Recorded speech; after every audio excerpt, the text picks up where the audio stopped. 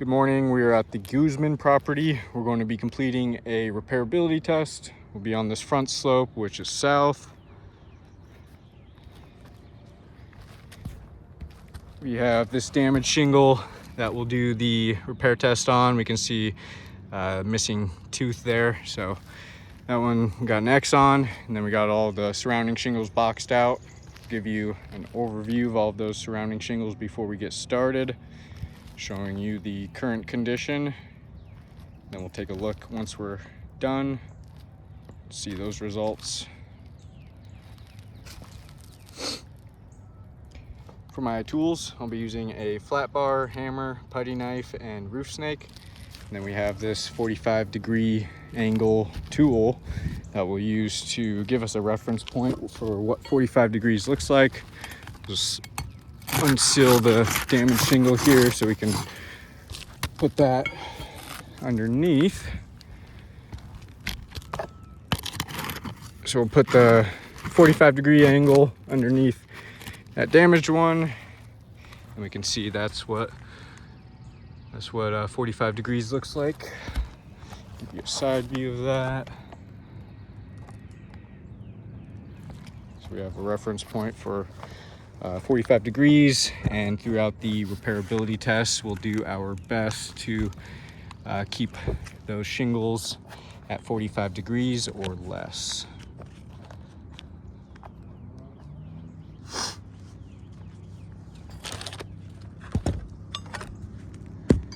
All right, we'll go and get started. We'll start by getting all of those surrounding shingles unsealed. We'll use the putty knife to unseal the top shingles.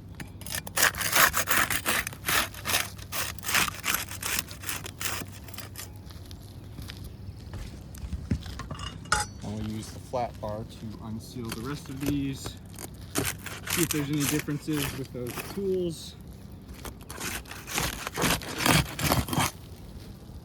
Got all of those unsealed. We'll start removing these nails now.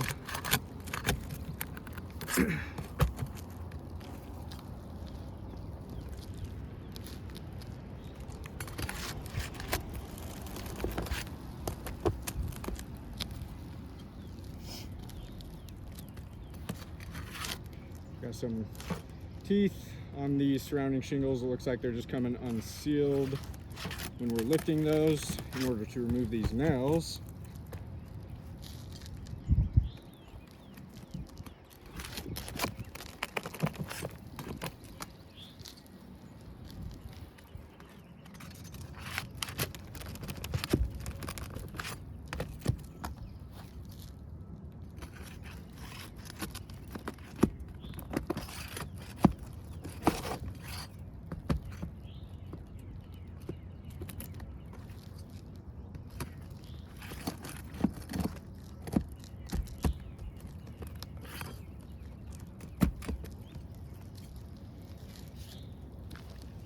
Real quick, we can actually hear the shingles, the matting on the shingles just tearing as we're lifting them. So I want to get the camera up close here, and hopefully we can hear that on camera. So we haven't lifted this shingle at all. We've just unsealed it. So I'll get the camera real close, start lifting it slightly, see if we can hear that tearing.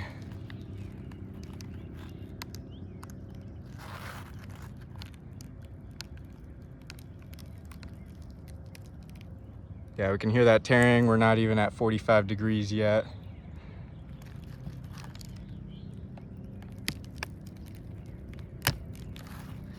That tooth just came unsealed.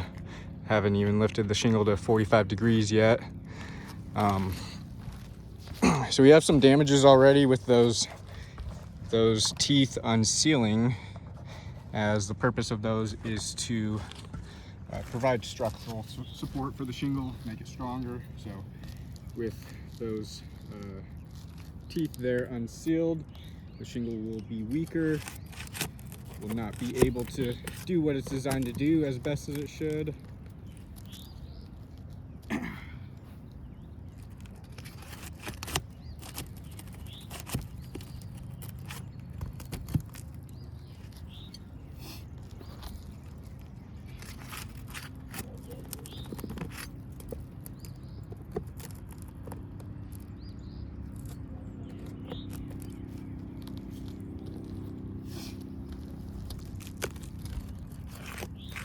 tooth just came unsealed.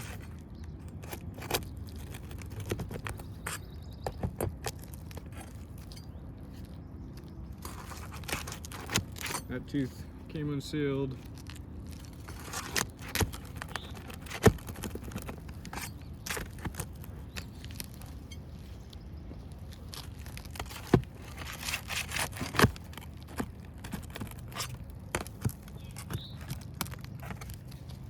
Should be all the nails. Slide that damaged shingle out.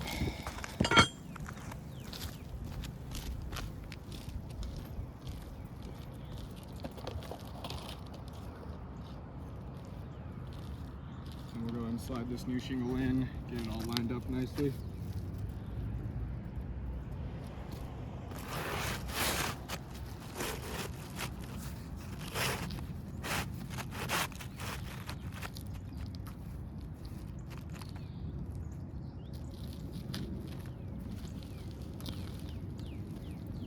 We got that new shingle in place.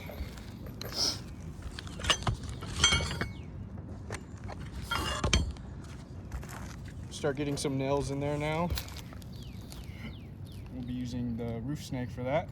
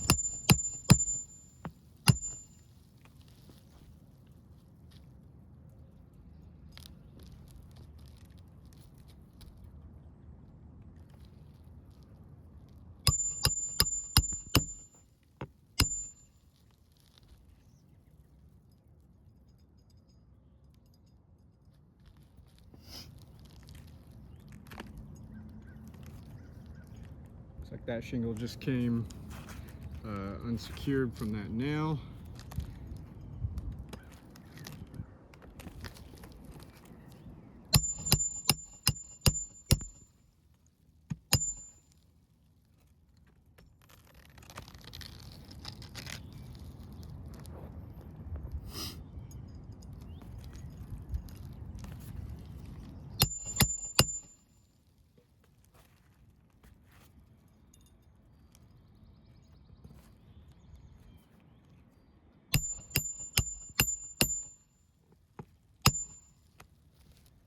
All right, we're all complete with the repairability test. Take a look at those results. I'll give you another overview of all of those surrounding shingles.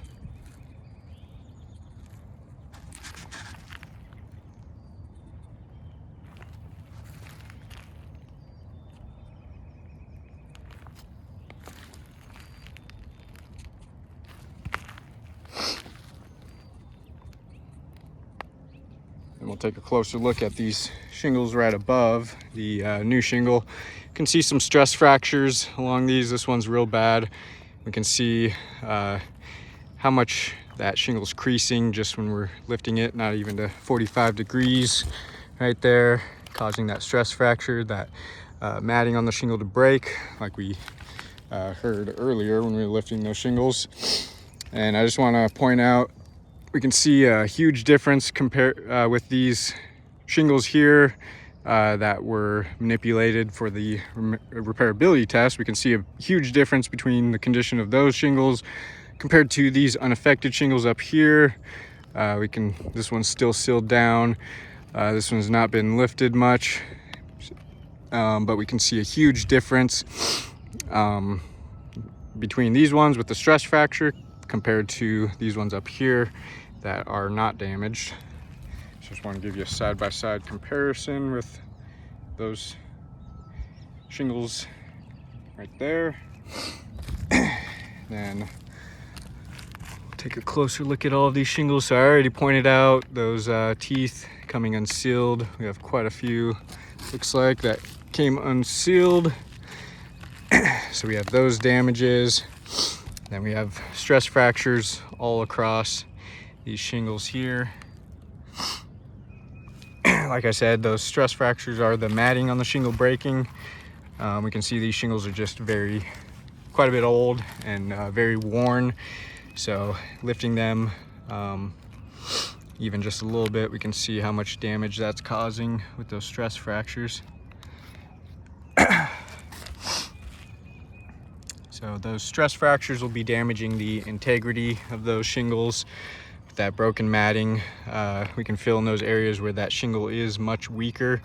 So that'll not allow that shingle to do what it's designed to do as best as it should. The stress fractures will be affecting the shingle's water shedding capabilities, as the matting is the main component for that.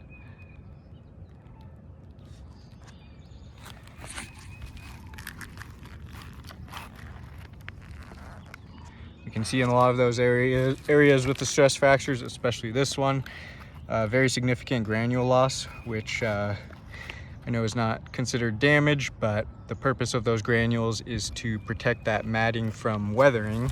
So we can see quite a bit of granule loss in that area with the stress fracture. So that'll just allow that matting on the shingle to get worse and worse and just deteriorate over time. So and then we'll take a look at any mat transfer. Don't believe we had any.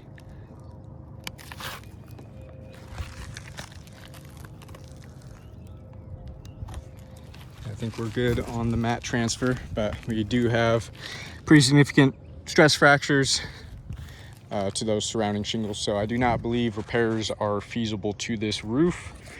As we can see, the condition that those surrounding shingles will be left in, all of those real significant stress fractures, those are going to be cause for potential water intrusion, possible leak hazard. So if repairs were completed to this roof, then this insured would have possible leak hazards all over their roof, anywhere there are needing to be repairs completed. So I do not believe this roof is repairable for that reason. You can see 4 additionally damaged shingles. Got shingle 5, 6, 7, and 8. So 4 additionally damaged shingles just from repairing 1 wind damage shingle, leaving them with more damaged shingles than they previously had, which would not be indemnification. So I'll go ahead and chalk up all of those damages and get some better pictures of those. Thank you for your time.